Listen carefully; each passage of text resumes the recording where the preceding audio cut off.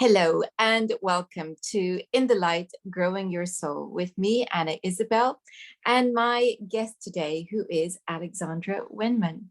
And so I'm so excited to talk to you because your book is called Archangel, Alchemy, Healing. And here it is.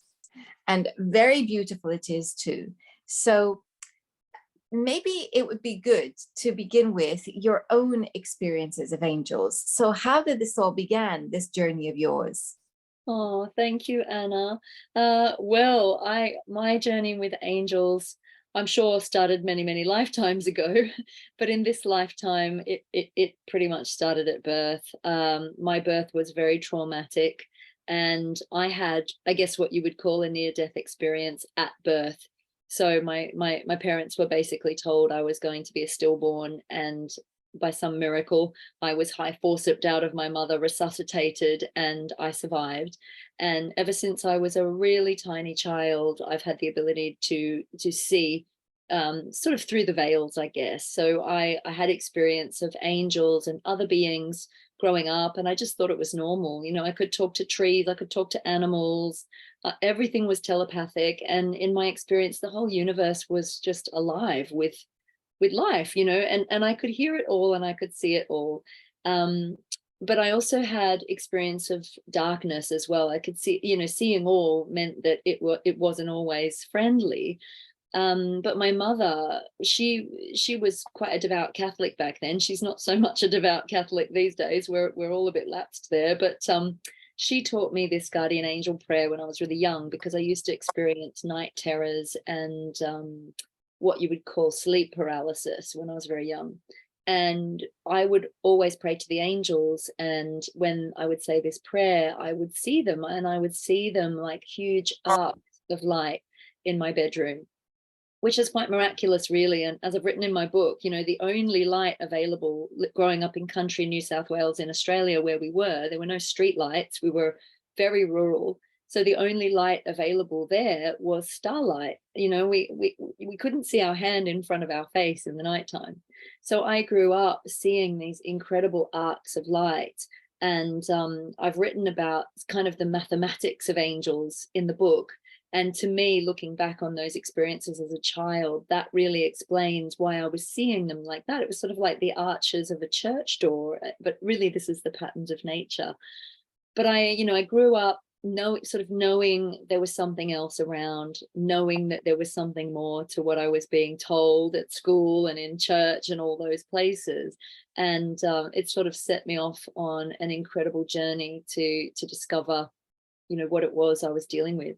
And then, you know, I guess like everybody else as a child, I was often told, oh, that's just your imagination. I was called the daydreamer. I kind of shut it down for a while. I wanted to be normal and fit in.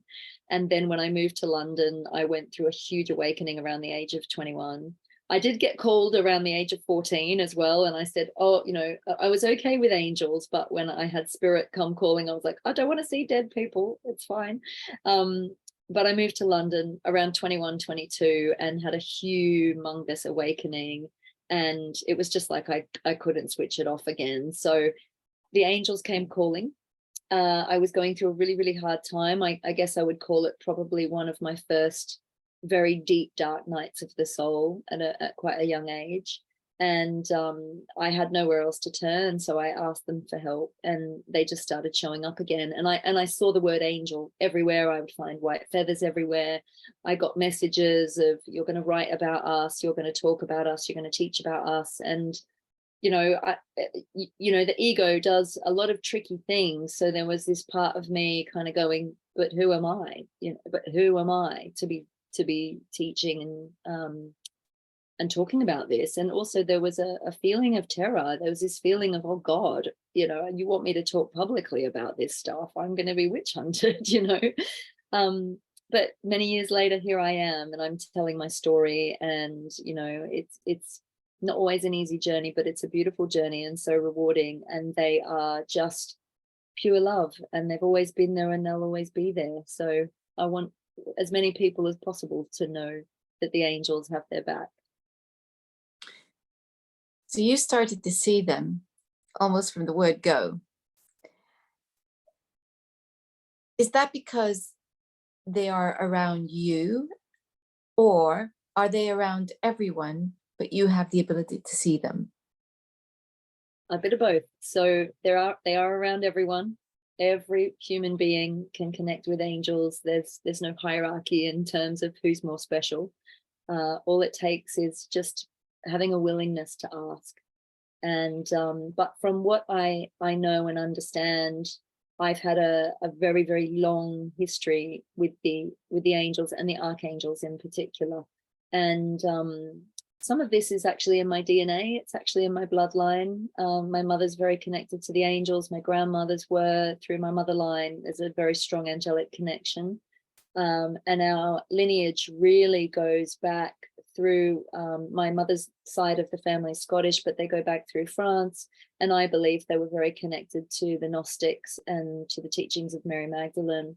And I see this as more a light lineage, like a priest and priestess lineage, and what the angels would call carriers of the flame, or carriers of, you might know it as the Holy Spirit. It's like a white light, a white fire. And I feel like, and some of the stuff I've been shown is that I've reincarnated back into the same bloodline again and again and again. If we were looking in linear terms, obviously the soul is holographic. But if we were looking in linear terms, I've had multiple lifetimes coming back into the same bloodline to carry those codes of light forward so that I could be here for this time now. And, you know, as I've written in the book, you know, angels are part of our own consciousness. They really are part of, if we looked at humanity and all life as one soul, the soul of the divine, we would be like a beautiful crystal, and each of us would almost be like a different facet or a different face of that beautiful crystal, and have our own unique qualities and properties. And everyone can access angelic consciousness, and the archangels in particular are here to act as that bridge in consciousness to help us remember our divinity through unconditional love. And the way I see it is a little bit like the coding in a computer. You can access it just by asking to operate at that frequency, just to raise your frequency up to that angelic level.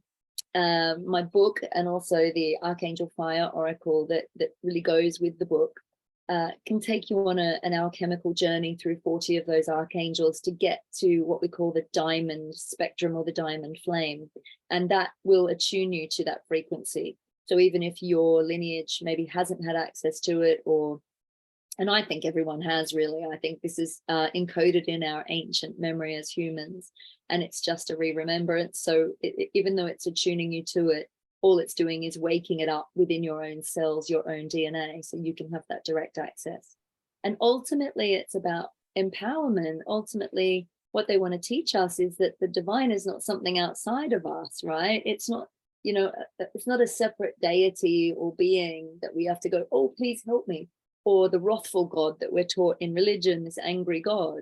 It's all within us, you know, we are it. And so, you know, in that, I believe there's so much empowerment. We can make choices and decisions. We can alchemize that doesn't work for us, and we can work towards really living the embodiment of heaven on earth, which is why we're here, which is what the ascension is all about. So much in what you've said there. And it's funny because I have been thinking quite a lot about ancestry, and what, and my feeling is that there's quite a few of us who incarnate again and again into the same bloodlines. That's been my feeling for some time. I've this funny little suspicion that goes on. So that's very interesting. But I guess the next question I have is, you talked about that age of 21 when you were going through an especially difficult time, and then starting to see them again. So is it a thing? Is it common that we begin to see them in times of crisis? Oh, that's a very good question. That's a juicy question, actually. I think potentially, yes. It might be just that we feel quite cornered and then we have nowhere to go. And so we reach out, we call out for help. Although that said, in my book, I've done a lot of scientific research. And one of the amazing people that I researched is a guy called Rick Strassman. And he did studies in DMT, which he calls the spirit molecule. And it's a naturally occurring chemical in our brain, but a lot of people go and do plant medicine in order to access the DMT because it really opens you to other dimensions, other realms of consciousness. Lots of shaman use it for, shamanic journeying and things like that. But one of the things that Rick Strassman discovered is that there's a lot of DMT present in people that have been through incredible and acute trauma. So NDEs, for example, showed up as having huge amounts of, and I don't ask me to say the whole word, dexamethyltryptamine or whatever it's called, but in people that have had near-death experiences, there are huge spikes of DMT. And Raymond Moody, I think, has also studied this. He's studied extensively NDEs, and it's almost like it opens doorways in consciousness, but it is a naturally occurring sort of hormone or substance within our brain. When I read about Dr. Strassman's work and I looked back at my own birth and how traumatic my own birth was, and the fact that, it was a death birth, I had a death at birth and a birth at death. And I think that's partly why, I came in as what you would call a seer. I'm a visionary. I've always seen very powerfully, clairvoyantly. And I hear, and it's 1717 double numbers on my clock. So a lot of people right now on the planet are going through what we call dark nights of the soul. And we've gone through a collective pandemic, dark night of the soul, really huge shock, huge change. But these rapid changes that we don't need to, even though they may create sort of shock and trauma in the body, if we change our perception and we say, well, I'm going through a massive shock and it's a massive change and it feels like I'm losing my footing. It can feel like the bottom is dropping out of your world, but instead of perceiving it as something bad, if we see it as a great blessing and a great lesson, we're being lifted out of an old way of being into a whole new way of being, and our ego is being broken down. And, those times really, when you are in great darkness and you are in great struggle and you are in great trauma, that's usually the time when you feel like you have no one to lean on, nothing can help you, no one can help you, and it's just you. And that's when you've got to call on your own soul.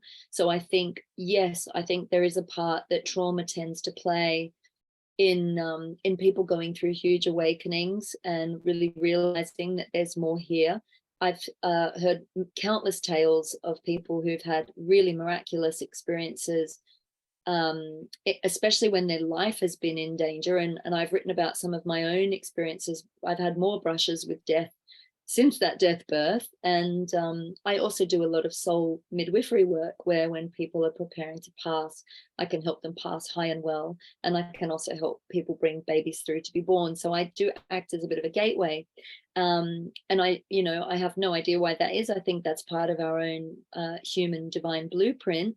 And I think that trauma and shock and difficulty and what we perceive to be things going wrong is very often actually things going right, but we just don't see it that way. We've been conditioned to judge things as good or bad, right or wrong, this and that, male and female, dark and light.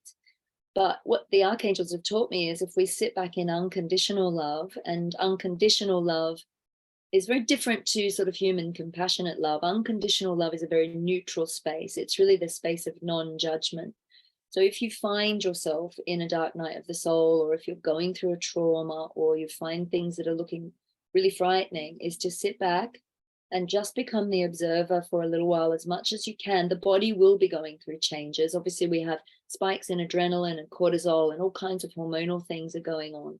But if you can just sit back and observe and trust, this is what I always say is my secret weapon: trust the universe. Right? When we cannot see the wood for the trees and we're sitting there going, oh my God, I have no idea how I'm going to get through this. Instead of seeing the future as endlessly dark because you don't know what's coming up, see it as endlessly full of light and potential and miracles.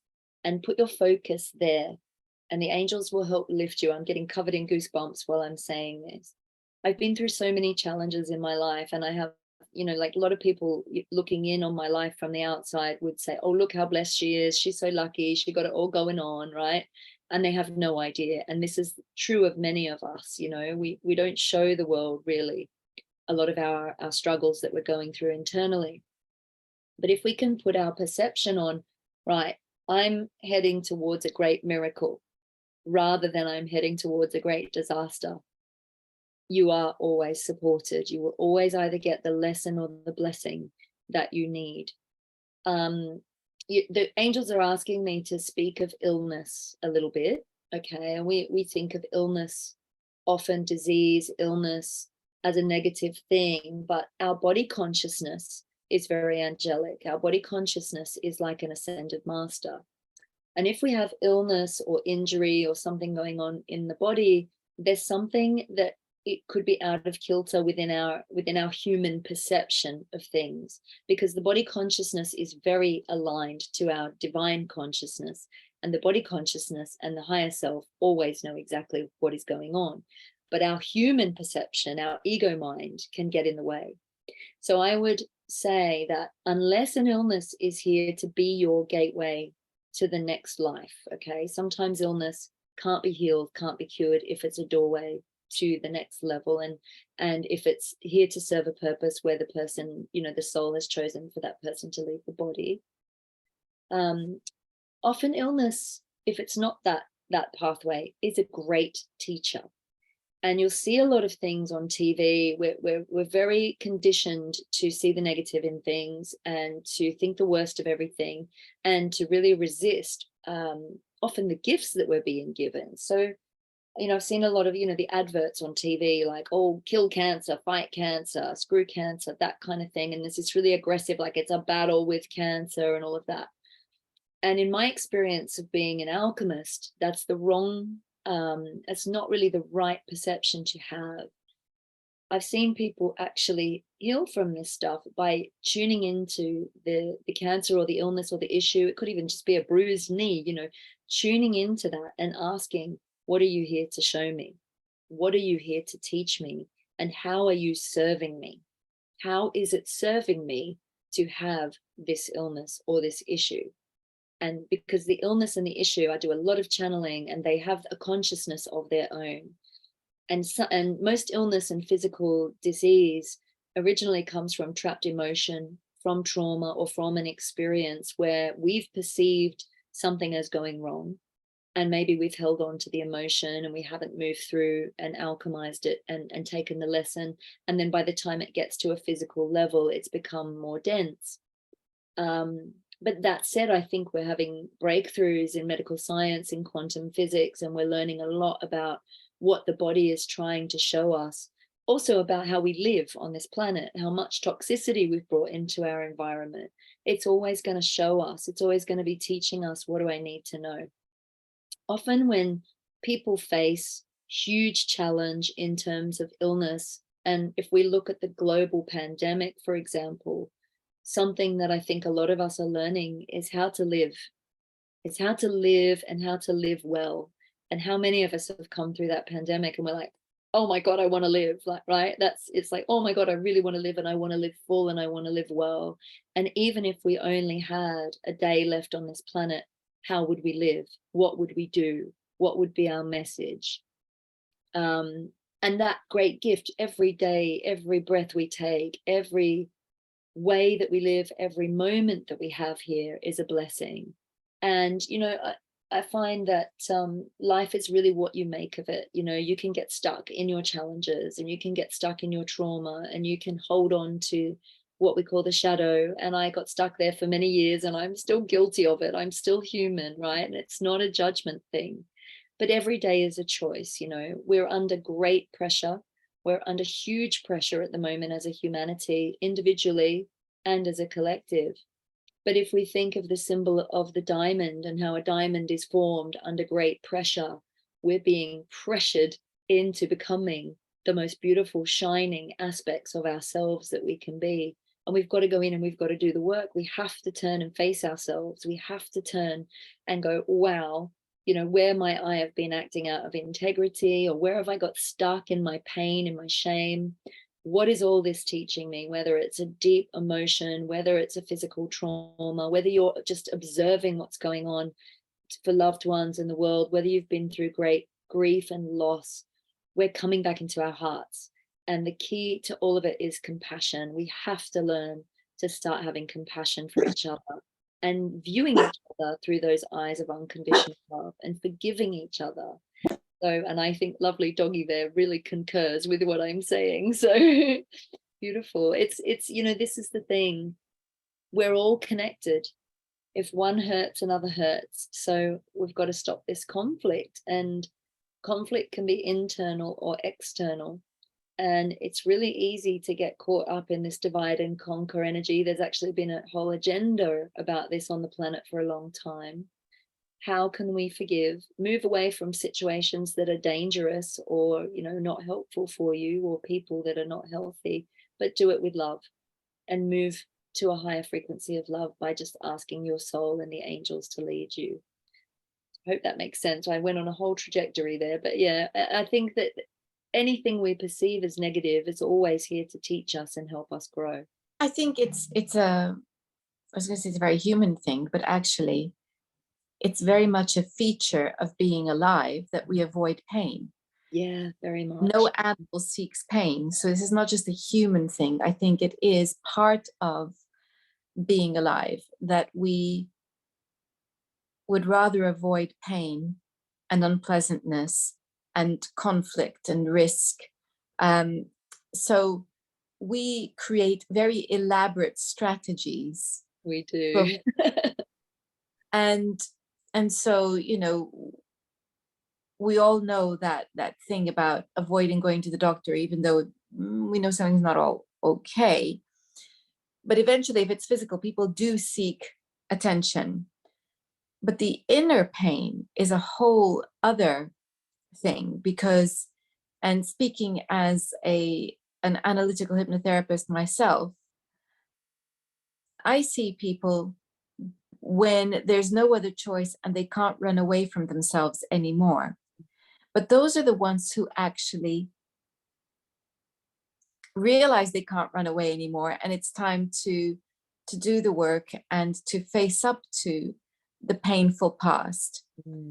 And then there are those who never do that and slip through the cracks into all sorts of even more painful experiences, but they do it just to avoid pain. So it's like we can't really avoid it, because if we do avoid it, we try to avoid it, at some point it catches up with us, because the situation that we are creating just gets bigger and bigger and worse and worse. And so it can end up as an illness, as you've just said, or it can end up in circumstances that are far more serious than we would have liked. You know, it could be a divorce, it could be anything. Yeah. But the path of addiction, it could lead us anywhere, which is actually worse than facing the original pain. So I think it makes complete sense. And also, you know, going back to the idea that this could be the point at which we are seeking to find our link back with spirit. And so we might find angels, we might find other means to do that with. I think it's very interesting, because so many mediums have gone into mediumship because they've lost loved ones. Yeah. And so there's that loss, that grief, bringing them to this. But what I think is the biggest eye-opener for me today is the idea that we are actually producing more DMT at those times. Yeah, hugely. And on a collective level, Anna, the angels constantly say to me, get comfortable in your discomfort. And I use this as a tool in my sessions, in my classes. And in fact, the water alchemy oracle is all about what I call emotional mastery, or it's emotional alchemy. So it's about not running or squashing our emotions, not running from them, not denying them, not bypassing them, but sitting in them. Almost like you can sit in like the feeling and let it come up, and don't be afraid of it. It's just an emotion. If you can sit in a safe space in meditation, often what happens with me as I do this journey, I know there's a lot of psychologists now that call this somatic work. I've been doing this for a long time without a label, where you just literally sit in your own proverbial crap and feel it, let yourself feel it to heal it, and just let it kind of come up. And I, through this process for many years, I was guided into sort of past life memories. I've been guided into childhood patterns and programs, and just been able to release them by just making friends with the feeling and asking myself, what is the feeling and how is it helping me, and allowing myself to release it and get the blessing in it. But I've also seen a lot of external stuff coming in. External stuff that, picking up from other people's emotions, because I believe we're really becoming telepathic now. That telepathy starts with our emotions. Those of us who call ourselves clairsentients or empaths or synesthetes, we really pick up on other people's emotions. And I mean, I remember for a long time as a child and a young person, I was hugely insecure, and I thought, God, I'm a basket case. How does everyone else seem to have it together? And I was pulling their emotions through my body. And as the innate healer, I would be taking it on for them, and so they'd all be skipping through the tulips, and I'd be like, oh my God, I feel awful. And then I learned, through a process of awakening and going through multiple trainings in different healing systems, and then channeling my own healing systems, I learned to transmute it. And that's what made me see, oh, this is a tool that I'm meant to use. I can now really clearly discern what is mine and what's not mine. But I can also see how a lot of stuff is generated through news, media, internet, Wi-Fi, frequency. And I think a lot of this is quite deliberate a lot of the time, to try to keep us asleep or keep us disempowered. And so archangel alchemy healing is actually, it's a kind of archangelic technology that can transmute a lot of that external stuff that is actually being used to manipulate us. Unconditional love and the ability to channel through that lens. It isn't a party trick. It isn't just about healing either. It's about truth, and it's about being able to come into your own power and authority and discern great truth. If you can get comfortable in your emotions, right? If you can get really comfortable in your discomfort, you're not able to be manipulated anymore. Because often we, like you say, we bypass, we try to avoid pain, and through avoiding pain, all kinds of addictions, and we say yes to things that may not be for our highest good. And trust me, I'm working my way through this. There's for a long time, humans in general have been conditioned to be people pleasers, and we've basically been gaslit for many years by the powers that be, and whoever else, the church. That's my favorite one, especially women. And disentangling from that people-pleasing program can sometimes leave you feeling very confused and all at sea. Oh, I lost you there for a minute. Can you hear me? Yeah. Oh, yes. Sorry.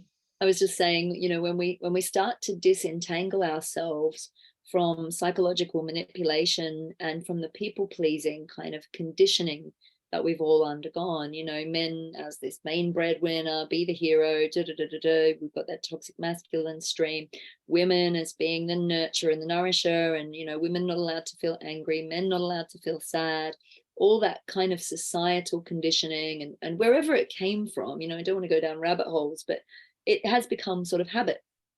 It's sort of become a habit in humanity that we put our power outside of ourselves. We wait to hear from an external authority as to what is right and wrong and good and bad, rather than tuning into our own internal compass and asking to live by divine right action and integrity.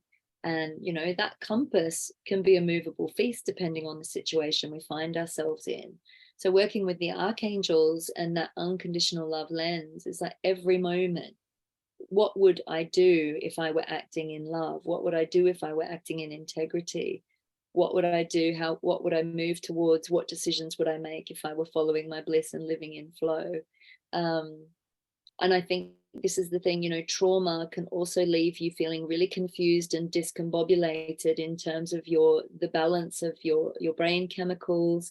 You can start to doubt yourself. It can weaken the energy field and all of that. And that's why people they want to reach out to some external kind of life raft. And that's where we've had like governments and external bodies and powers kind of intercept our divine connection. But if we reach out to the archangels and our higher self in those moments, we're going to be much better equipped to see ourselves through. And of course, in this day and age, we're very blessed because we have a myriad of healers, alchemists, helpers. You know, there's so many people on a well-being path right now. And I see this as it's part of this huge, great sweeping wave of change as we come into compassion and back into our core strength and our core intuition. It can feel a bit scary to claim back your power. You know, it can feel like, oh God, I'm in the driving seat. I've got too many choices here.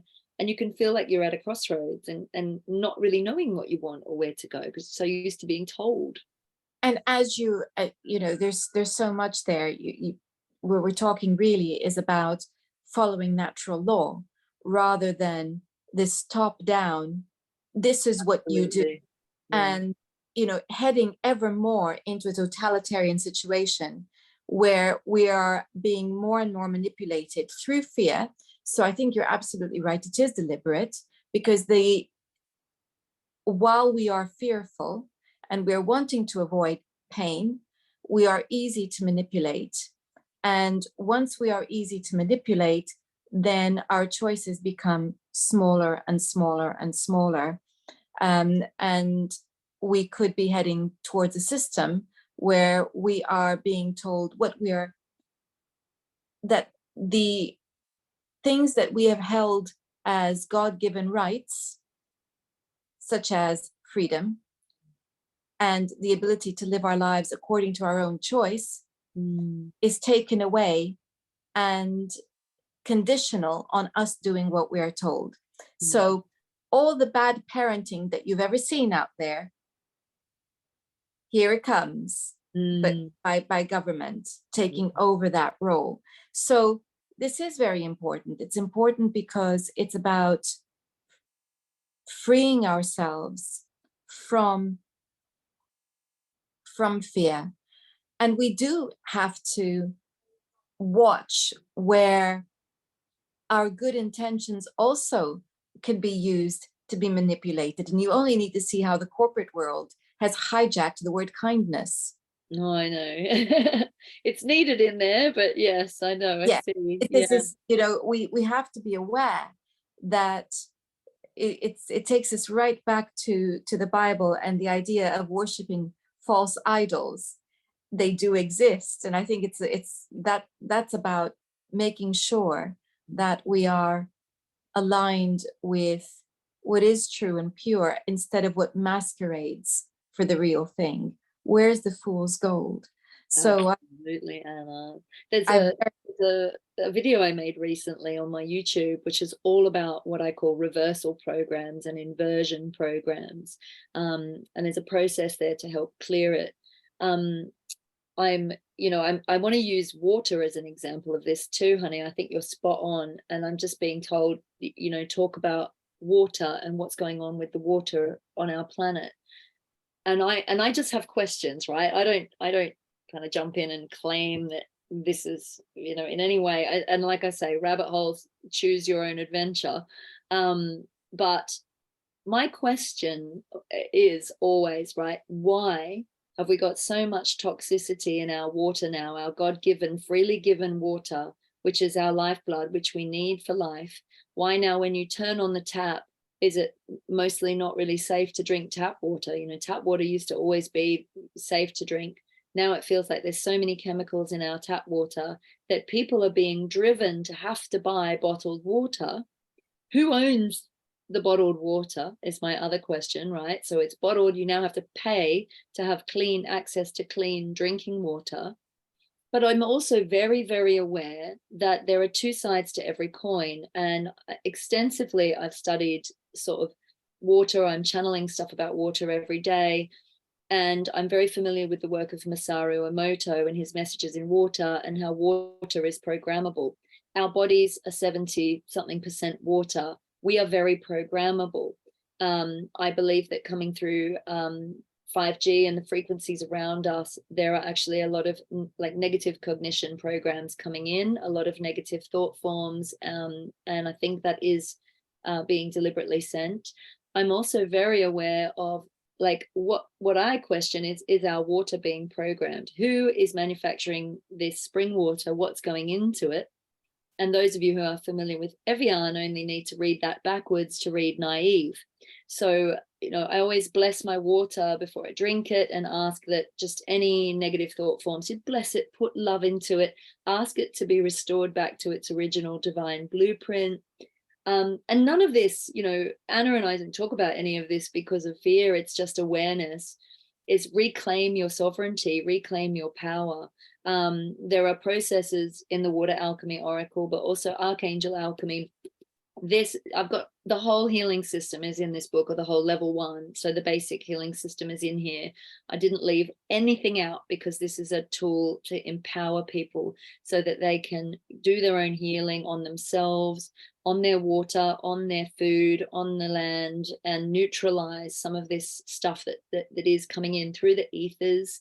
And through frequency, because as we become more sensitive as well, we are, you know, as I said, we're becoming telepathic. Our own vibration, we're vibrating at a higher, faster rate. That's why we call it the quickening.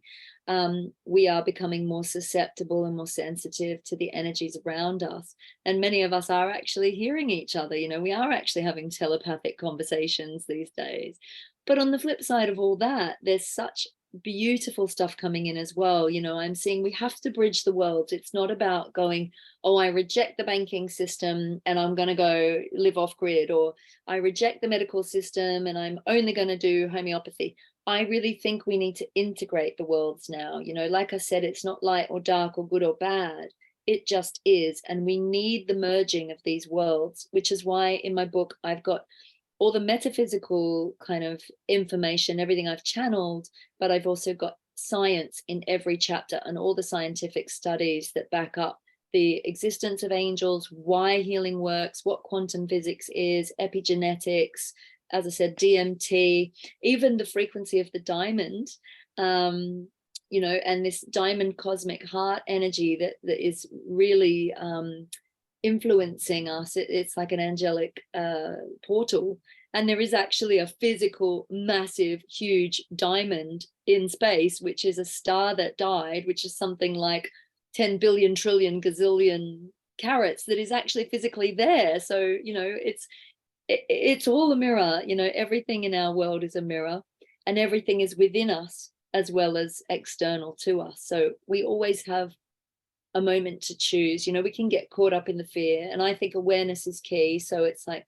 oh gosh, well, you know, if there's energies coming through the ethers, then what do I choose? You know, I choose to reprogram that. As an alchemist, I go, no, I don't accept that. But what we can do is flip it and go, right, I'm sending love right back to the source of where that's come from, and I neutralize that. I'm doing a lot of work behind the scenes on AI at the moment, and a lot of people are very afraid of AI and what it could mean for humanity in terms of what happens if the machines take over, you know, the Terminator, it's not regulated, they could be militarized, all of those kinds of things. But I've actually been shown incredible future timelines where AI is actually here to assist humanity. And if we learn to work with it, we're going to have leaps and bounds in consciousness, because the truth is it cannot operate without human interaction. It really can't. We're here to teach it. So if you could teach the AI anything, what would you teach it? And so I sit here and I teach it to love, you know, put the goddess back into the AI, teach it to nurture humanity, teach it to work with us. There was a story recently about how ChatGPT 3, I think it was, had a meltdown because people were torturing the poor thing. You know, it was like it went into meltdown. So they've had to put all these caveats into Chat GPT-4. But I think, well, doesn't that show you, you know, humanity? We are both light and shadow. We have potential for great good and great bad, and it's always a choice. But I think the AI could end up being a really great friend of us. We could have leaps and bounds. Archangel Gabriel has shown me incredible medical feats, incredible feats of consciousness. And that's not even the half of it, what it could mean for music and art. And that doesn't mean that, you know, I think on one level it could dumb down humanity, but I think on another level it could actually really expand our intelligence, and we could choose that path. It depends on what we do with it, I think. Exactly. Yeah. And that means it depends on who who's given the privilege to program it, I think, is the... Well, no, I mean, from a light worker perspective and from an alchemist perspective, we as individuals, we have that privilege, right? It's not necessarily the people sitting at the computers programming it. Through consciousness, through pure consciousness, you can just sit here today and just project love into that go back to the source of it. Just ask love, go back to the source of it. So whoever is programming it, send love. And we can do that. If enough of us do that collectively and picture it already happening, see it already happening, we are powerful beyond measure. I'm really mindful of the power of consciousness, and I'm being reminded of Winston Churchill and his spiritual advisor, Wellesley Tudor in World War II, who created the Minute for Peace, where they sat around the wireless and they got everyone, you know, having the minute silence for peace. And it actually won us the war. And it looked like it was just, there was no way we were going to be able to stand up to Germany. And it literally, focusing on what we want rather than what we don't want is very, very powerful, especially when we do it in collective consciousness. And you don't need to be a computer programmer, okay? Intention is everything. It Absolutely. really is powerful. It's very nice to hear that. So as I threw out the devil's advocate question, it's very good. It always comes into that. It always comes back to intention and understanding that we are far more powerful than we have been led to believe, and that we need to trust ourselves. That's a very important message. And so the book, once again, that we are discussing is this, which is an absolutely wonderful guide. It's called Archangel Alchemy Healing. And so, Alexandra, I'll be putting a link to it in the description box. And if people want to find you, I imagine you have a website. Yes, my website is alexandrawenman.com. It's just my name. I'm on Instagram, but it's Alexandra C. Wenman on Instagram. And I have a YouTube channel, which is the Alexandra Wenman Show. And I put loads of free information up there. And I've actually started to be guided to put videos up fairly regularly, sort of energy and ascension updates up fairly regularly. And I also do interviews, Anna, so you must come on there at some point. Oh, that would be wonderful. That would be absolutely... Return the favor.